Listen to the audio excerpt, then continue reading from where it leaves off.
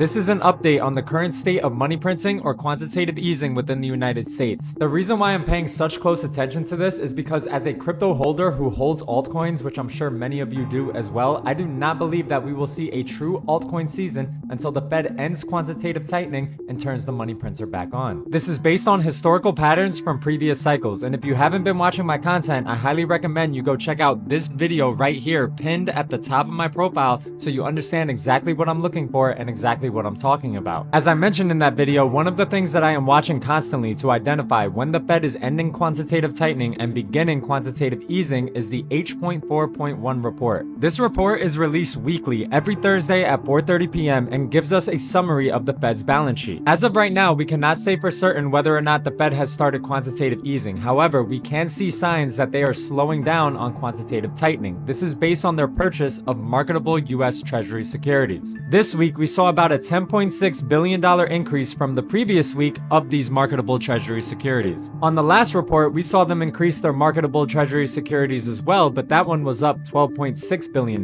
One of the things that we want to see to determine whether or not the Fed is performing quantitative easing and increasing their balance sheet is we want to see this number consistently go up every week. And because this most recent report showed us a lower number than the previous week, we can determine that they are not aggressively printing more money, but instead they are slowing down on their quantitative tightening because this number still remains in the positive. What we don't want to see is this number start entering the negative territory because that would mean that they are starting to reduce their balance sheet. The next report will be released tomorrow at 4:30 p.m. and if you want to stay updated on this situation, go ahead and give me a follow because I will be giving weekly updates. And I'd love to hear your thoughts in the comments, so let me know what you think. Do you think the Fed is going to start printing money soon?